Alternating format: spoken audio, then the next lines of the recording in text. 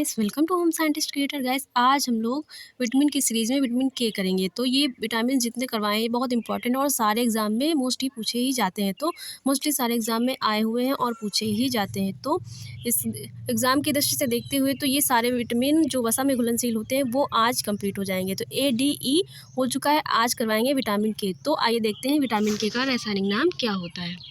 तो विटामिन के का रासायनिक नाम होता है फाइलोक्विनान। विटामिन के का रासायनिक नाम क्या होता है? फाइलोक्विनान। और विटामिन के को अन्य नामों से भी जानते हैं। इसको एंटी हेमरेज विटामिन फैक्टर भी कहते हैं, कोगुलेटिव विटामिन भी कहते हैं और फाइलोक्विनान भी कहा जाता है। आइए देखते हैं इसकी खोज कब हुई थी। तो विटामिन के की खोज कब हुई थी और किसने करी थी? तो विटामिन के की जो खोज है वो 1934 में डैम तथा स्कॉन हेडर ने करी थी और 1935 में इसका नाम विटामिन के रखा गया। तो 1934 में विटामिन के की खोज हुई थी और 1935 में इस विटामिन को विटामिन के नाम दिया गया है और इसको कोगुलेटिव विटामिन भी कहा गया है। विटामिन के कितने प्रकार का होता है? विटामिन के 2 प्रकार का होता है विटामिन K1, विटामिन K2। और विटामिन K1 किस में मिलेगा? तो जो विटामिन K1 होता है वो हरी पत्तेदार सब्जियों में मिलता है, इसे फाइलोक्विनान भी कहते हैं। विटामिन K1 को क्या कहते हैं? फाइलोक्विनान भी कहते हैं और ये हरी पत्तेदार सब्जियों में मिलता है। विटामिन K2 किसमें मिलेगा? सड़ी गली मछलियों से प्राप्त किया जाता है, इसे फ्रैंक्विनॉन कहते हैं। तो विटामिन K1 को क्या कहेंगे? फाइलोक्विनान। और विटामिन K2 को फ्रैंक्विनॉन भी कहते हैं। तो अब इसके कार्य देख लेते हैं कौन कौन से होते हैं।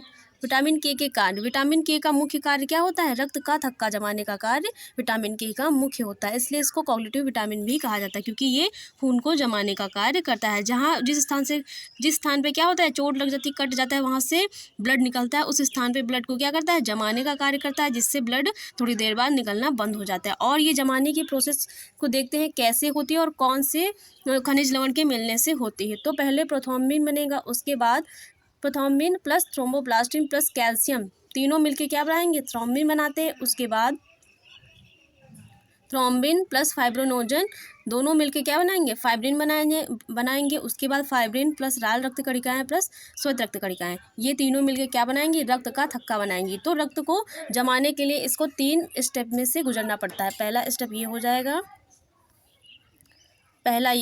दूसरा ये हो जाएगा और तीसरा ये हो जाएगा। 3 स्टेप से गुजरेगा तब जाके क्या होता है? रक्त का थक्का बनता है। तो रक्त का थक्का जमाने में कैल्शियम भी सहायता करता है और फाइब्रिन क्या करता है? खून को जमाने का कार्य करता है। तो जो फाइब्रिन होता है हमारे शरीर में वो खून को जमाने का क्या करेगा? कार्य करेगा। और जो हिपैरिन होता है वो हमारे शरीर के अंदर खून को जमने नहीं देता है। तो फाइब्रिन क्या करेगा?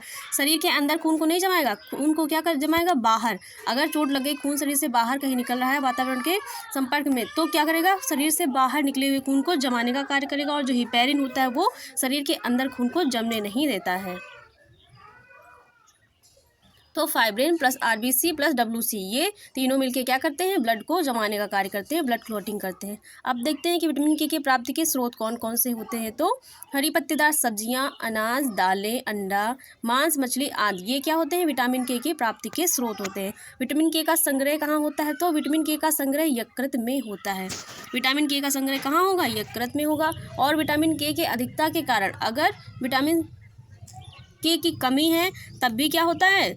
तभी ब्लड का थक्का नहीं जमेगा। और अगर विटामिन के की हमारे शरीर में अधिकता हो गई है तब भी क्या होती है? तब भी परेशानी होती है। तो दोनों क्या होती है? कंडीशन बहुत ही क्रिटिकल हो जाती है। तो ना कमी होनी चाहिए और ना ही अधिकता होनी चाहिए। विटामिन के की अधिकता के कारण क्या होगा? हीमोलाइटिक रक्त अल्पता देखने को मिलता है। तो गाइस, आप लोगों को क्लास कैसी लगी? अगर क्लास अच्छी लगी हो तो वीडियो को लाइक, शेयर और चैनल को सब्सक्राइब करना मत भूलिएगा। साथ ही बेल आइकन को प्रेस करना मत भूलिएगा ताकि आपको समय पे क्लास का नोटिफिकेशन मिलता रहे। तो गाइस, मिलते हैं नेक्स्ट क्लास में और सारे विटामिन देखेंगे। Thanks for watching guys.